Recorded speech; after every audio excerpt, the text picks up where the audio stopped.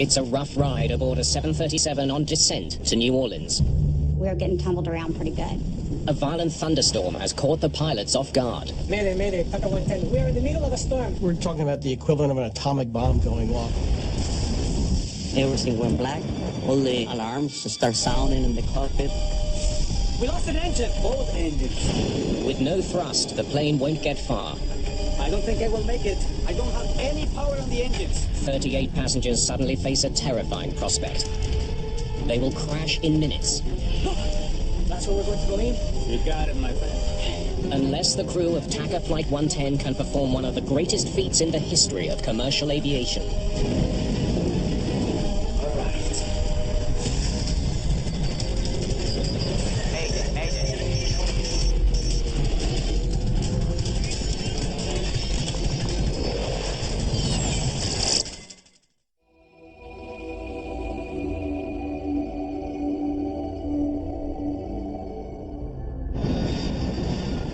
A brand new Boeing 737 is making its way through heavy thunderstorms and hail 30,000 feet above the Gulf of Mexico. Vamos a tener mal tiempo por un buen rato. TACA Airlines is a small family-owned operation based in El Salvador. TACA Flight 110 left Belize City less than 2 hours ago, bound for New Orleans. Among the 38 passengers, no one is more eager to arrive in the U.S. than Lee Burmeister. I'd been down in Costa Rica for about a month, and my appendix ruptured and had surgery in a small little village. It was a scary time. I was really ready to get home. The heavy weather the crew is now coping with is a big change from earlier in the flight. Yo recuerdo que era un día. I remember that it was a very sunny day when we left Belize. Everything was going well. Todo iba bien. It was just like that. It was pretty, and then all of a sudden it was the blackest sky I've ever seen in the afternoon. They're flying over the Gulf of Mexico in May. At this time of year, the weather is unpredictable. Violent storms can form in a matter of minutes. Thunderstorms have all types of hazards in them, from the heavy rain, hail, lightning, microburst, wind shear, severe icing. We're talking about the equivalent of an atomic bomb going off. A tremendous amount of energy. To avoid dangerous storms, the crew tracks the weather with onboard radar. But the technology has limitations. Airborne weather radar typically operates in an X band, which is a certain wavelength and has limited power. As a matter of fact, hail is not picked up on airborne radar. So we will sometimes get hail blowing off a storm, and yet it'll only show up as green or yellow in front of us on the weather radar, not as the heart of a red thunderstorm. And unfortunately, this is one of the reasons we have to try to stay as far away from thunderstorms as we can. Captain Carlos Dardanau was born to fly. At just 29, he is the third generation in a family of pilots. Anti-ice on. Since I was a little child, I remember that I was dreaming on being a pilot and being around airplanes all the time. Captain Dardanau has had to overcome tremendous obstacles to earn his wings. 6 years earlier, in 1982, he was flying for a small general aviation company. I was doing a little air taxi business around the country.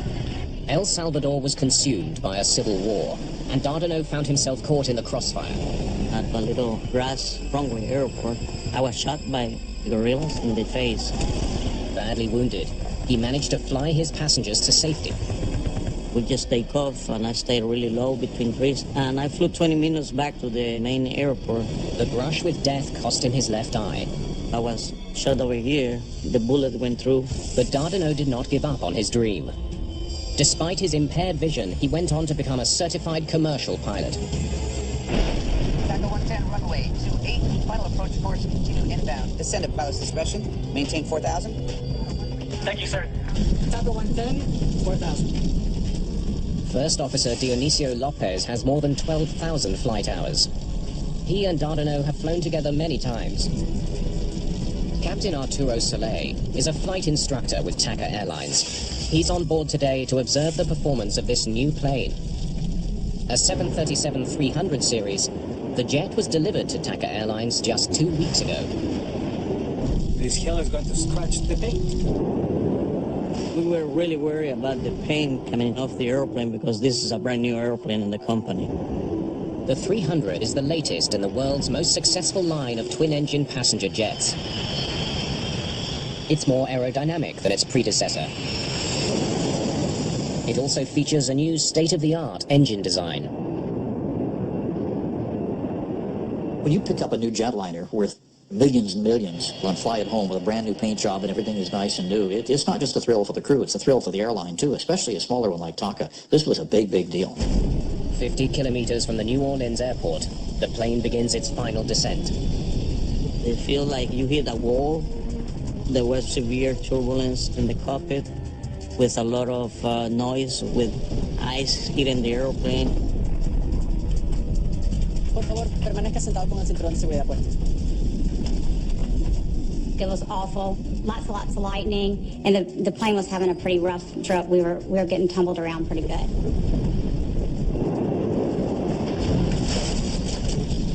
As the flight attendants take their seats. Flight attendants, please take their seats.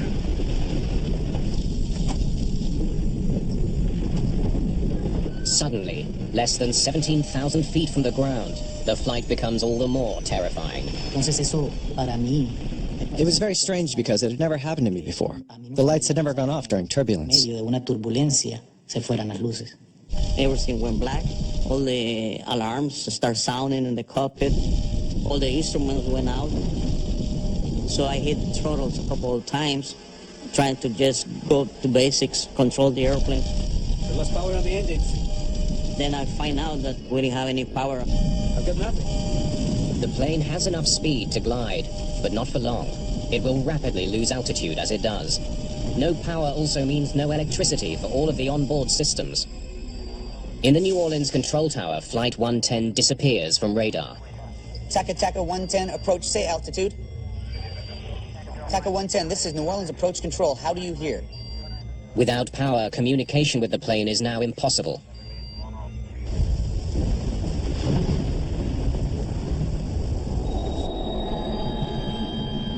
It's really quiet. There aren't any engine sounds.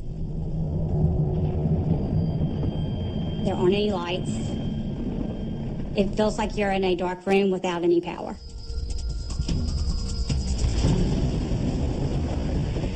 In less than a minute, the 737 drops almost 1,000 feet.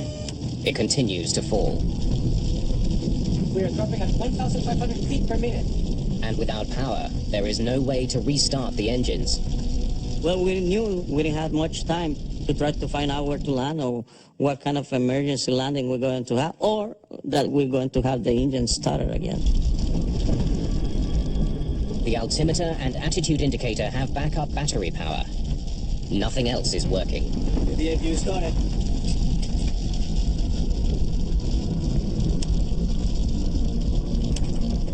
The APU, or Auxiliary Power Unit, is a backup generator that provides emergency power to vital systems. But starting it takes time. And with each passing second, TACA Flight 110 falls closer and closer to the water below. It was very quiet. You could hear the hail hitting the plane. I was thinking that this was it, that it's going down, and this is my last day. Lovers, watch the gates. Without power to the engines, the state-of-the-art jetliner has become a 43-ton glider. We were wondering if we can get the APU going really fast. You know, you're gliding down in the middle of the thunderstorm, trying to get the power going.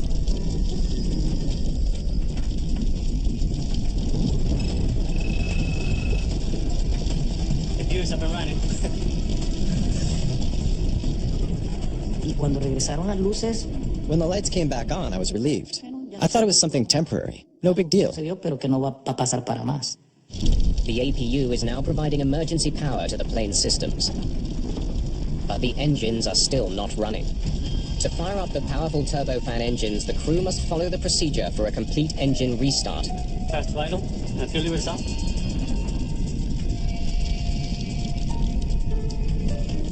The APU can generate the power to restart the engines, but it takes time. It takes like 30 seconds or so, but it feels like all your life. Para Mayday to New Orleans. Get us out of this storm and to our runway. Mayday, Mayday, TACA 110. We're in the middle of the storm, sir. We need vectors to the runway now, sir. We lost an engine. Both engines. Both engines, sir. Both engines. Understand? Both engines, TACA 110, roger. The controller knows he needs to get the plane on the ground as soon as possible, even if it means sending it to another airport. TACA 110, roger. Turn left, heading 280. Vectors to Navy, calendar, runway 22. Flight 110 is still 32 kilometers from New Orleans. The stricken plane has a better chance of landing at a U.S. naval base 27 kilometers away. But the plane will not make it to any airport unless the crew gets the engine started. 9:30, hit it.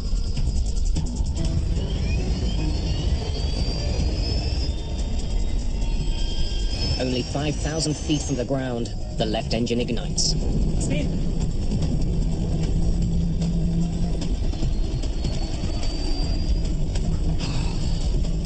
Okay. Good job. Start working on the other one. The plane can fly with only one engine, but both engines would be safer, especially in bad weather. Request a vector back to New Orleans. Okay, we have one engine back on. Request vectors to New Orleans. TACA 110, Wilco, fly heading 290. Vector around the thunderstorm to your right. Meanwhile, Captain Soleil is taking the steps to fire up the second engine. Here comes the other one. And here comes the other one. Speed. You're right. And you got both of them. With both engines back, it appears the crisis is over. Okay, sir, we have both engines back now. We really appreciate what you've done for us. We are going to go down to 310. For the engines to come back on, it really didn't make anybody feel that much better. We are still in a mess. Look, I don't feel any power. I don't feel any power. Something's wrong. The engines appear to be running, but they're not providing any thrust. Sucker's not started. Then the gauges show that the engines are overheating. They're burning up from the inside. The risk of a catastrophic engine fire now leaves Dardanelle no choice. He must do something no pilot would ever want to do. Shut down both engines for good. Once again, the plane is without power and falling fast. We knew that we don't have any possibility to restart the engines, and then we had to start looking for some place to land. The plane is quickly closing in on 3,000 feet. At the rate it's dropping, it won't make it to New Orleans. Okay, where do I put this thing now? Visibility begins to improve when the plane breaks through the storm clouds. But it's still raining, and Dardanelle has less than 3 minutes to find a place to land. I was seeing just swampy land all over the place. New Orleans is surrounded by canals and lakes. The city is protected by a system of levees, man-made barriers designed to prevent flooding. It's no place to try to land a 737. We don't have power on the engines. TACA 110, I'm going to vector you to Lakefront Airport. You're only 11 miles from Lakefront. I don't think I will make it. I don't have any Power in the engines. I guess we'll have to go down. We're going to declare an emergency. We're gonna have to decide where to put this thing. TACA 110, do you have visual reference to the ground at this time? Yes, sir. TACA 110, there is an interstate highway directly ahead of you at 12 o'clock and 7 miles. Let's see what it is. Landing on a highway may be Dardanelle's only option. It was probably a possibility, but you always know that the freeways are full of cars. Said no way I'm going to try to land in the highway because we'll kill many more people, so that was not our option really. 11 years earlier, a Southern Airways flight facing a similar emergency was forced to land on a highway in Georgia. The crash landing killed 9 people on the ground and 63 people on board the plane. I don't think we're going to be able to make it there. You're 6 miles away from Lakefront Airport. Can you make it there? No, sir, we're at 2,000 feet and losing altitude. The crew only has one option left. I guess I'm gonna have to make a ditching here, sir. They must take their chances and put the plane down on the water. TACA 110, roger. Whatever you need to do, sir. And that was about the last communication with the tower. Then we were like 1,500 feet when that was going on. This is New Orleans Tower. We have an inbound 737 probable ditching. 45 souls on board. The Coast Guard is immediately deployed. Dardanelle plans to put the plane down in the canal directly ahead of him. Okay. There. Obrigado, Sophie.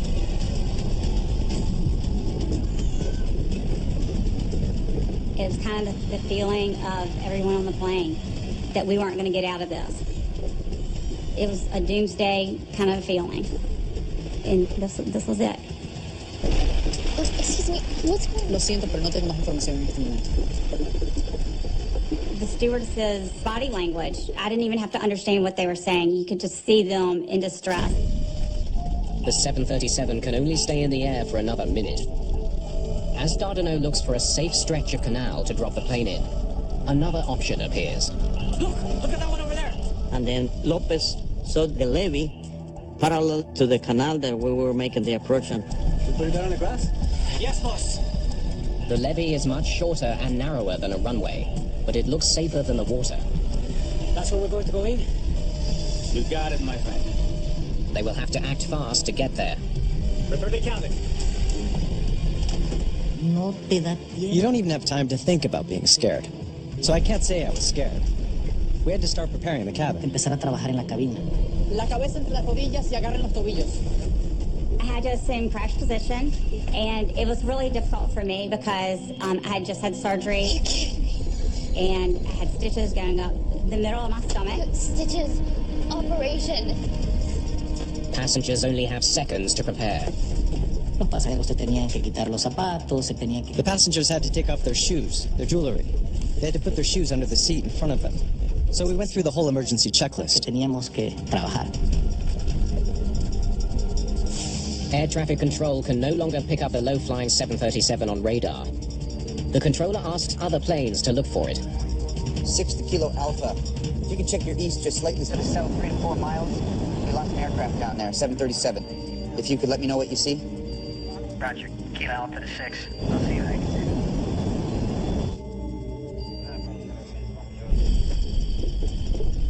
Me sentí con miedo al momento. I felt scared when I got back to my seat.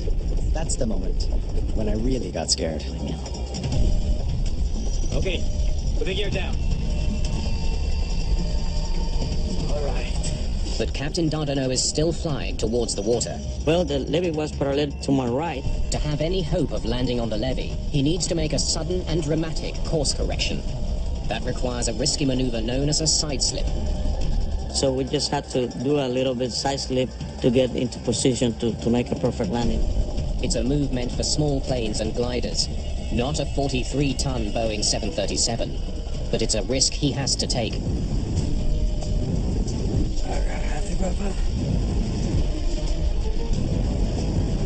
I prayed. I was in disbelief that this was happening. Only 700 feet separate the plane from the ground. Without engines, the pilots have no thrust reversers to slow the plane when it touches down. Dardanelle has an additional challenge. With only one eye, he's unable to gauge depth as he speeds towards the narrow, rain-soaked strip of grass. Oh, God. Oh, God. I was prepared for the plane to blow up and explode. I was prepared for a tragic event and mentally had said goodbye to my family. This is it. There's a high cement wall in front of the levee and a steep embankment on the left. There may not be enough room to land. I see it.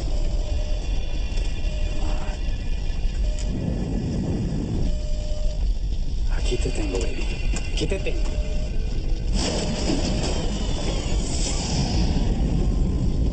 We touched down with one wheel and the other one. Was it a hard landing? Yes. If the seatbelt snapped, we would have flown through the plane, for sure. On the soggy grass, the plane is in danger of skidding off the levee into the water. I was trying just to control the airplane, not to hit the brakes and not to lose the airplane at the last minute, you know. The spoilers were out.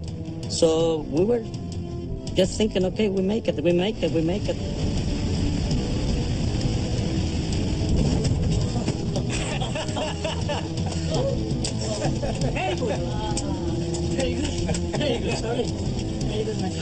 I was surprised. It was a hard landing, but it was a nice landing, just to be alive.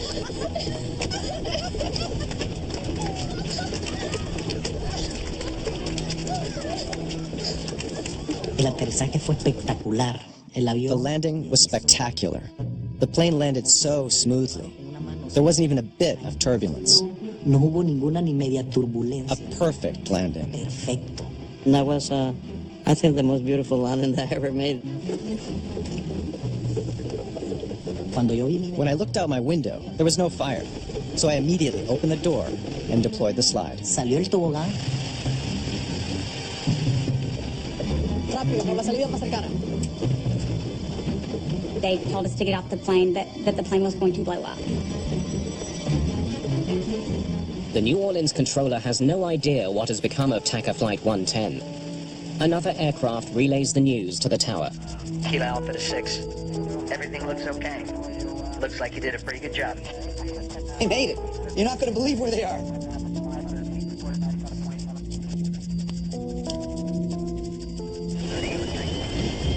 For the first time in history, a 737 without any engines has landed safely outside of an airport. Now investigators must find out why the sophisticated engines on a brand new jetliner failed in mid-flight. Pilots call this a dead stick landing, a landing with no engines. As it turns out, TACA 110 has landed on NASA property. This is the Michoud facility, where they manufacture parts for the space shuttle. The evacuation was quick. We got out of the plane quickly. We slid down the chutes. I got to the top of the levee, and there were some nurses that were on the plane, and they looked at my stitches and everything. No major injuries, just one person that had an operation, but she's okay. To New Orleans. And soon after, an ambulance came and put me on a stretcher and took me to the hospital. You have to thank the captain. That's right. Yes. And also the captain, because he kept you calm. That's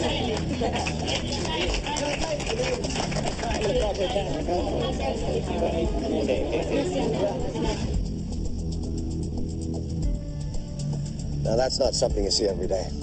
Within hours of the emergency, investigators arrive and begin examining the damaged plane. To end up with a jetliner sitting on a levee, having landed there, being perfectly intact, is almost an unbelievable sight. It's beyond incredible. A couple of questions for you, but first thing I'd like to say is, nice landing. So, tell me, when did the engine trouble start? Investigators meet with the crew right away. They want to know exactly what was happening when the engines flamed out. We were descending to 16.5 when both our engines flamed out at the same time. That both of them coming apart at the same time is an infinitesimal possibility. This plane was powered by one of the most advanced and widely used jet engines on Earth, the CFM56. It powers not only the Boeing 737, but Airbus and military planes as well.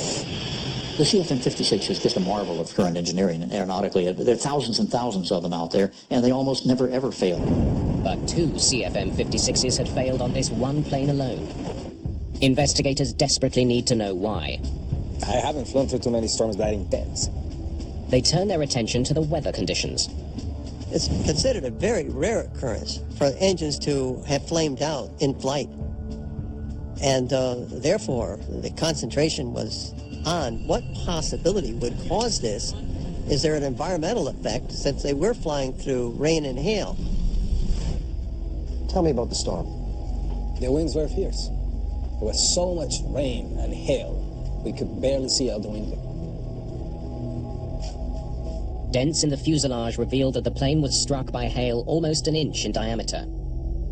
If the hail was strong enough to damage the exterior of the plane, investigators wonder if it crippled the engines as well. A turbofan engine is made up of a system of fans and blades. A large fan brings air into the engine. A series of blades compresses the incoming air, which mixes with fuel to ignite, spinning the turbines deep inside the engine. The first thing you look for is to find the parts and then look in the front and the back of the engine to determine if there's damage that might explain something has gone in the engine or something has broken inside the engine. To peer inside the engine, they use a borescope. This is where you put the little TV camera on the end of a scope of some sort. You can look in the internal hot section of the engine and see what they can see. No hull damage to the compressor that I can see. Keep going deeper. Let's see what's at the center. But the turbines deep inside the engine are charred. This. Turbines are almost completely melted. When the engine overheats, if the overheat is allowed to occur long enough, then it will cause melting of the turbine blades. So when did you get the temperature warning? The engines started to overheat right after we started them. And the damage to the turbine, which is the melting of the blades, means that you can no longer produce thrust out of that engine. The charred turbines do not explain why the engine stopped working in the first place. For some reason, Flight 110's engines had quit, restarted, and only then burned up. But before the search for answers can continue, investigators are confronted with another problem. The plane is starting to sink. It can't stay here much longer. Maybe NASA has some ideas. The levee was never meant to support 43,000 kilograms. A jetliner has an awful lot of weight on a very small footprint. You leave a plane there for 2 or 3 days, you may have it mired up to its hubcaps.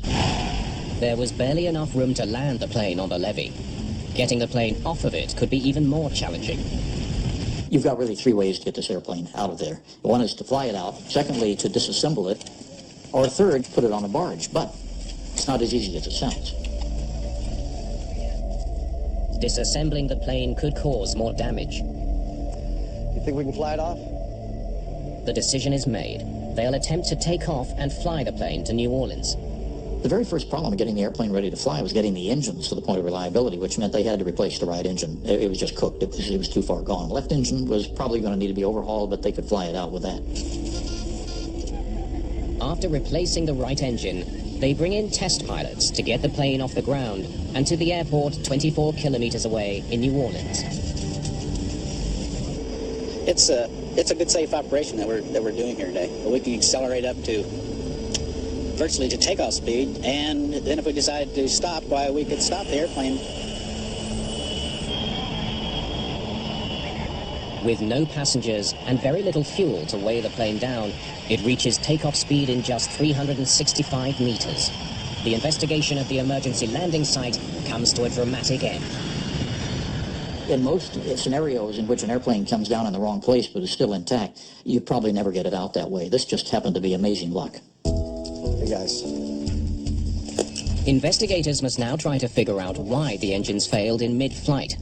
If rain caused them to shut down, thousands of other planes are at risk. This was an incredible situation because these engines are just too reliable. Did they go through a thunderstorm? Well, that's not supposed to do it, so what happened? The CFM56 engines are designed to withstand a heavy rainstorm. Most water is diverted away from the core while in flight. Whatever makes it inside should evaporate or drain from the engine. The engines were sent back to the GE test facility in Ohio, where they have the test facilities that can recreate water ingestion testing. If some hidden design flaw caused the engines to fail, investigators need to find it. They hope water ingestion testing can provide some answers. Once they got these engines in the shop and started testing them, the very first thing was to go to the FAA standard, the way FAA had tested them in the past and what had been approved. Okay, let's see what they can handle. You basically spray water from nozzles into the inlet of the engine, and the amount of water you adjust in percentage to the amount of air to simulate flight conditions. Despite rigorous water testing, the engine does not flame out. Like we thought, wasn't the rain. Nothing went wrong. The engine continued to run. So obviously something else had happened. So they needed to examine this in much more detail. Was there something more severe about the weather? We lost an engine. Both engines. Both engines, sir. Investigators study all available data on the storm that somehow brought down TACA Flight 110. That was more than a thunderstorm, it was a hailstorm. In the case of the TACA, we had basically a frontal system to the north, some very strong winds in the vertical producing several hail events. And in the southern latitudes, you don't typically see too many hailstorms. So it was abnormal. The engines are designed to ingest water, but investigators are unsure if hail acts differently from water inside the engine. They never thought about hail getting into the core. Hail is only created in a thunderstorm. It basically starts as a raindrop. It goes up above the freezing level, freezes, becomes a piece of ice. Then as it gets heavier, drops back down below the freezing level, coats another layer of water around it, and gets back into the updraft again, brought to higher altitudes, and refreezes. So hail has multiple layers of ice that forms on a particle. Investigators learned that the engines were designed to withstand the impact from hailstones of a certain size. The FAA standards called for a mixture of hail sizes of 1-inch and 2-inch diameter balls. Some of the hail TACA 110 encountered was smaller than that. Those smaller pieces of hail could make their way through the fan and compressor blades, accumulating deep inside the engine, where they would melt. Hail was considered to not be a factor in the center core, but if it had been, what would it look like? Investigators calculate the amount of hail that could have entered the engine core. They then estimate the volume of water the melting ice would have produced.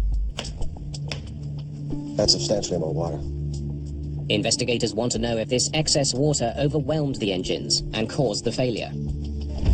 Okay, let's try more water and see what happens.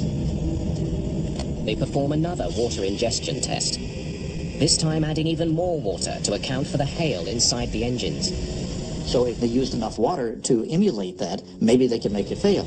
Well, they tried using a high speed on the engine, and still it wouldn't fail.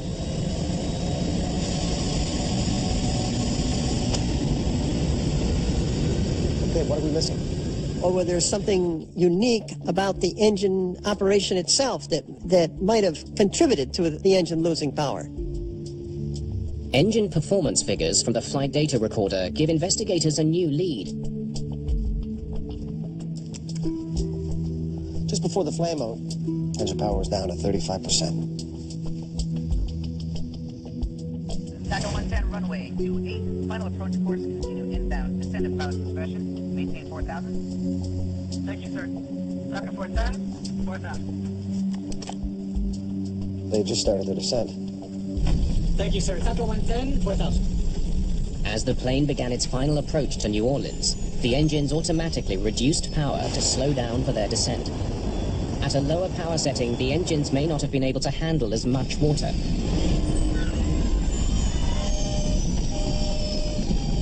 We've been testing everything in accordance with the normal FAA methodologies at high speed on the engines, but these guys were in descent to New Orleans. They repeat the test, this time with less power to the engines. So we want to see what happens when we add the same amount of water, but with the engines powered down to 35%, okay?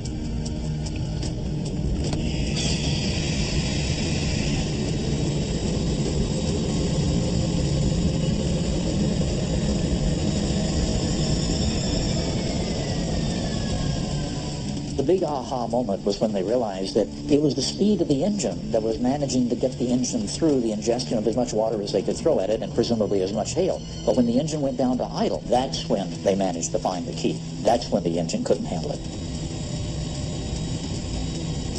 Well, now we know what happened. Bad timing. And that test gave a completely different result.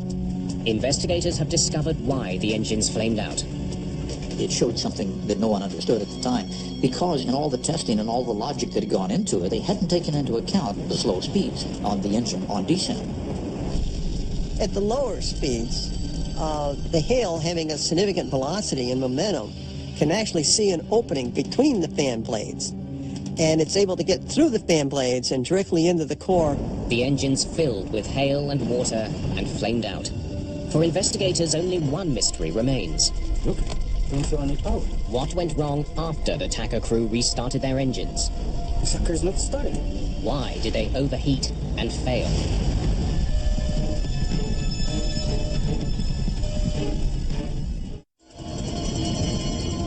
When the engines on the 737 flamed out, the crew knew they had to act fast. We've lost power on the engines. To have any hope of restoring engine power, they first needed to get the APU running. Get the APU started. Since the engines were no longer spinning, they had stopped ingesting air and water, but a successful restart was far from guaranteed. If you do not have all the proper conditions, you can get what's called a hot start, which means that you have too much fuel for the amount of air going into it, and the flame will now migrate into the turbine, where it could overheat it. After studying the engine data from the flight recorder, investigators conclude that the overheating and ultimate failure of the engines was in fact due to a hot start. Mayday, Mayday, TACA 110. We lost an engine. Both engines. Both engines, sir. Both engines. With his engines flooded with fuel and no time to properly drain them, Dardanot hit the ignition switch. If you didn't get all the timing correctly, then this is what's going to happen. You're going to get a hot start. I can't be critical of a pilot in that condition. That aircraft is coming down. Rain and hail from an intense storm crippled a modern passenger jet and nearly led to disaster. Investigators must find a way to make sure it never happens again.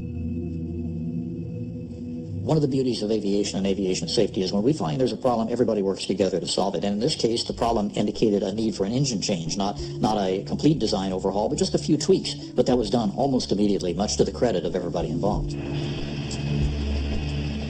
The shape of the engine nose cone and the spacing of the fan blades are modified in order to better deflect hail away from the core. Also, additional bleed doors are added to drain more water from the engine. That sort of thing hasn't happened again, and there are thousands and thousands of these engines flying every day for hours and hours and hours. Within a year of the incident, 737-300s around the world are retrofitted with the upgrades. The plane involved in the daring landing is back in service within a month. Look at that one over there. That's where we're going to go in. You got it, my friend. The crew's actions on Flight 110 are legendary in the aviation world. The decision-making at the very end, when they were going to put it in the canal and saw an opportunity to put it on dry ground and did so, that was superlative. It was the decision-making. Investigators credit the calm nerves and determination of Captain Dardanot. Watch out for the wing on that side. I see it. For avoiding what could have been a fatal disaster. Captain Carlos Dardanot is dubbed a hero in the media. Passengers that day were overjoyed. Dardanot and his crew kept the calm, and because of that, 45 people who rode that plane are alive today. Today, the Dardanot family tradition continues. Carlos's son and daughter have followed in their father's footsteps, both becoming pilots. At the beginning, I was mad when I was shot. I lost part of my vision, and then I had this accident that everything went well. And 20 years later, I have a career, I have a good life, and life is for a reason is for life.